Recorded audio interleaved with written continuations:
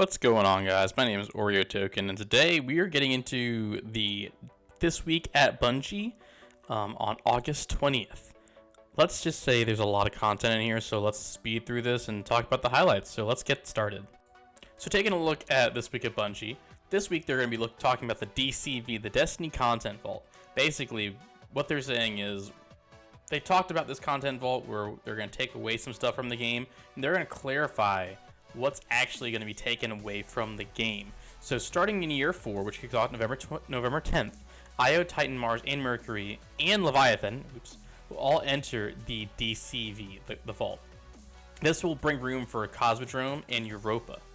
So that way we have actually more space to, in the game, quote unquote, in the game, to fit this stuff right here.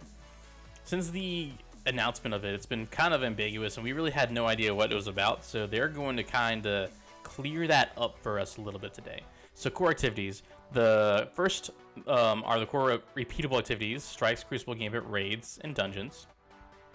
Okay, for strikes, they are going to go through and let's go through the plans one by one. EDZ, we keep our EDZ ones: Arms, Lyric Shadows, Nessus, Inverted Spire, Crash, Excess Crash, Inside Terminus, Tango Shore, Dreaming City, Moon, Cosmodrome, and Europa's gonna have a strike. Nice. So we now have said there is going to be a strike from Europa. This makes a lot of sense. Obviously, Mercury, Mars, Titan, and Io, all their strikes are going to be removed. So I don't think I need to read through that. That's pretty straightforward. All those planets are going, and so is their content for strikes. The next thing is Gambit and Gambit Prime. They're going to be merging into one single type game mode. It says the new version of Gambit will be similar to Prime as a single round face-off with tweaked blockers, heavier remote drain, and some changes to Primeval Fight. We will give more details on those before the revamped model goes live next season. So that's a teaser. They're going to talk about that next season coming forward. I don't know. If it's not significantly different, I don't know about you guys, but Gambit just doesn't seem like a game mode a lot of people are playing. Maybe that's just me. I don't know about you, but that's kind of how I feel. So here's what's going on. They're moving moving a Dreaming City one. Interesting. Really interesting. They're moving Cathedral Stars, which is in basically Gambit, and Kel's Grave to the DCV, and they're keeping all the maps, even the ones that are not going to be there anymore, in the rotation. That's so strange. It's probably the only way they could keep all that stuff in there, because, I mean, Nessus, Titan, and Mars, there's 3 of them leaving, so they found a way to keep it in there. It says, before maintenance on the activity, Gambit Prime armor perks will be depreciated. You're exploring ways to rebalance and reintroduce some of these perks as armor mods in the future. Okay, nice. Wonder how you can, hopefully you get the mods while playing the game mode. That would be actually excellent. Do that. Please do that. All right. Crucible. The beloved Crucible. Let's take a look at this. Let's look at what's leaving first. I think that'll be good. Oh my god, I see some happy ones on there. Meltdown. I like Meltdown, but it's on Mars. Solitude. Retribution. Oh, that's circle map. I like the Citadel, though. That's a Dreaming City one. Why is that going away? The Citadel? That's 2 things from the Dreaming City that have left. That's very interesting. Why is the Dreaming City content leaving? I don't understand that. And Tango Shore, why is that content leaving? That doesn't make any sense to me. Okay. Emperor's Respite. Equinox, thank goodness. Eternity. Both of those, I just don't like them. Just don't like them. Don't like them at all. Firebase Echo. Yes, get away. Gambler's Ruin. The smallest map they've made in the game. Legion's Gulch, interesting, and Vostok. Thank you so freaking much. All right, so what's staying? Bannerfall, which was Trials this week. Exodus Blue, Rusted Lands, Twilight Gap. Those are from quote unquote Destiny maps. Can't get rid of those. And then D2 maps: Ultra Flame, The Anomaly, Burnout, Cauldron, Convergence, Dead Cliffs, Distant Shore, Endless Veil, a Fortress, Fragment, Javelin 4. They could not get rid of Javelin 4. Honestly, they couldn't. Midtown, Pacifica. That's on Titan. So a lot of those maps that are on planets that are gone are still here. Widow's Court, Radiant Cliffs, and Wormhaven. So a lot of these maps are still here. Interesting. Okay, now they're retiring game modes to the DCV. Whoa. Wow, they're taking away Supremacy? No way. I cannot believe they're taking away Supremacy. There's so many people I know who like Supremacy. Holy cow. Alright, Supremacy, Countdown, Lockdown, Breakthrough, Doubles, Momentum Control, and Scorched are all leaving. That is surprising. I understand Momentum Control and Scorched, but Supremacy? That's so strange. Okay, so what's staying is Rumble, Clash, Control, Elim, Showdown, Survival, and Mayhem Clash. Interesting. All right, Trials note. In case it's not clear from above, Trials Cyrus experience may not be impacted by other content moving. Lighthouse will continue to be available for those who are able to complete a flawless package. Okay, good. So if you're gonna do that, you're gonna keep it. Good stuff. I am actually happy about that. There's no way they could get rid of that. I mean, that's just not possible the way they have it set up. It'd be really strange if they did that. All right, moving to raids and dungeons. Remember, they said they were removing Leviathan. Available dungeons in November. It's all of them. They're all gonna be here. Cool. I'm okay with that. Shattered Throne, Pit of Heresy, and the Prophecy. Nice. They did say they're bringing that back. There's an asterisk there. We'll take a look at that a little later. Next one, raids that are going away. Leviathan, Eater, Spire, Scourge, and Crown. Do you guys remember? These are all the ones basically from the first years back you need to do. So it's Crown gives you Terabus, Scourge gives you Anarchy, Spire, Eater of Worlds, and Leviathan. Do those if you like it. Go farm them now. There is a great opportunity for you to go farm that. So go farm that right now. So what's staying? Garden of Salvation, Last Wish, and the new raid. That's exciting. Super excited about that. By the way, go clear these. You can get your freaking MMXX badge or collections. It's a badge. Yeah, it's a badge. Get that so you can unlock that for your character. All right, another question. Exotic quests. Basically, they're saying as content that goes in the DCV, there are going to be quests that you can no longer get. If you want to acquire these exotics, do so prior to the end of season arrivals. These are the ones that are leaving. Wow. Okay, hold on. Sturm, Mida, Rat King, Acrius, Sleeper, Polaris, Worldline Zero, Ace of Spades, the last word, I gotta get that crap. La Monarch, Jotun, Izanagi's, Thorn, Lumina, Truth, and Bad Juju. There are a lot of freaking exotics in here that people love to use. Last word, Ace of Spades, Izanagi's, Thorn, Lumina, Truth. These are all, Mida, Sturm. These are so many exotics people use so often right now. Strange. None of these exotics are being retired. Good. But the acquisition, their original acquisition journeys are simply entering the DCV along with supporting destinations and activity content. We still want the new players to be able to earn these. So starting year 4, any exotic tied to a quest to Vaulted will now become through memorial kiosks simulated among the vault kiosks in the tower. Interesting. Memorial. I wonder if that's like D1 where they have the vault where you can go into your exotics and see which ones you've unlocked and pull them from there. Memorial kiosks. That sounds like a currency thing. That sounds like the exotic ciphers are used for that. That's just me speculating. So exotic ciphers for memorial kiosks. Calling it now. Right now. We will have more information about this later in the season. How that works. Okay, cool. Now, catalysts. They're talking about which ones are unavailable to earn. So Bad Juju, Huckleberry, Izanagi's, Acrius, Polaris, Skyburners, Sleeper, Telesto. I don't think I have Telestos. I don't know.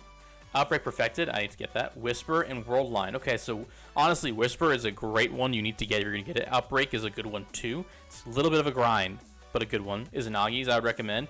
Really do like the Juju and Huckleberry ones as well too.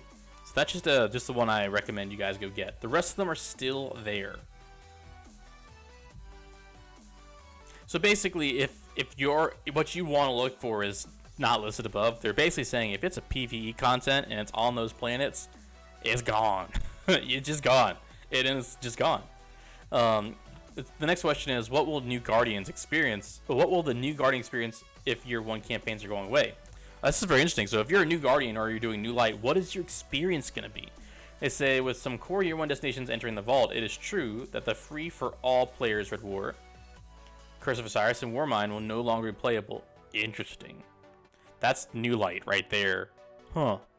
We are building a new expanded Guardian origin story on the Cosmodrome that will launch alongside year 4 and be available for Guardians to play.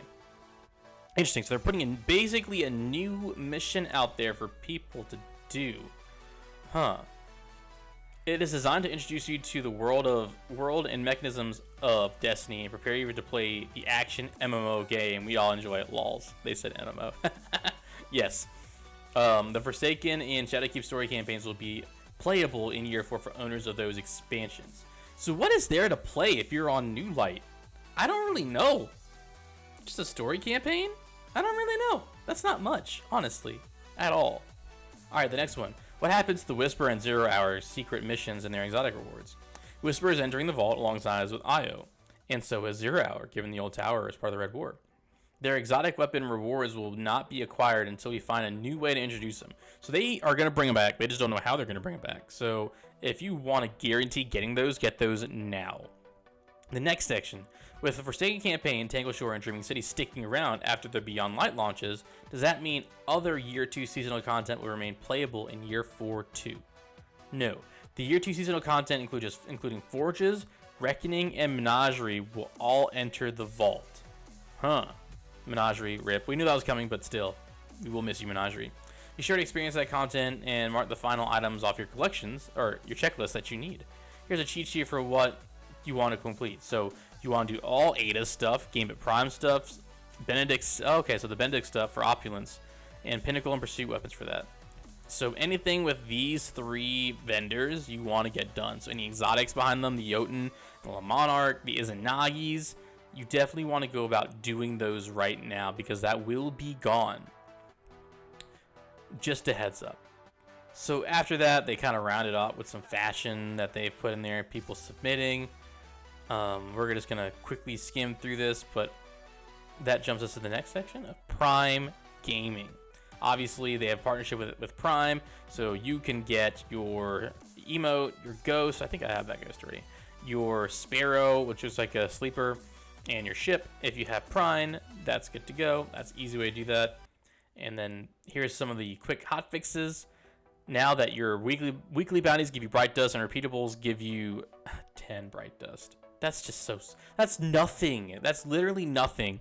Let's say you want to grind through, like they didn't make up for the times that we were out for 2 weeks. If you want to make up for that, how are we going to make up a whole set with 200? That's nothing. I'm not a fan of that. They should have came back and, I don't know, they should have changed that number. We're currently investigating a solution where players missed on Bright Dust rewards from bounty completions prior to the hotfix, and will be granting Bright Dust to affected players in the near future. So if they don't give this to us before the glows go away, there's going to be a lot of people who are very upset because they went through and played a lot and they really grinded the first 2 weeks of Solstice and they didn't get their Bright Dust. So that better either come before that's gone or they need to extend the timeline for the glows. One of the two, to be fair to the people, to the folks who grinded Solstice the first couple weeks. That just makes the most sense to me. Means to an end, they're going to fix that. That's finally fixed. EAZ weekly challenges, they finally fixed that, so now it's giving you the proper rewards that you're supposed to get. There's a couple other things that are in there as well. So that is basically the wrap up for the TWAB. Yeah, so really this is a big one for DCV. It kind of goes into what's going to the content vault, what's staying. There's a lot of questions in there. There's a lot of content that's leaving from the Dreaming City and Tangled Shore that I was surprised about. The fact that Crucible maps are staying even though their planets are going is honestly for 2 reasons. One, I don't think they can make enough Crucible maps and balance them in time for this content drop, because obviously they got pushed back and I think that kind of hurt them too. And I don't know. If they can do that for maps, can they balance the sandboxes differently? That's a whole different ask. But I just don't know. That's very strange. But overall, other than the Bright Dust situation that Brock talked about and what's getting moved away, it was pretty informative TWAB, so I'm happy they did that. Hopefully they'll keep on with this level of TWAB as the season gets closer. We are in August. We are a couple months away from the next drop, so they have plenty of time to introduce what's coming up for the next season.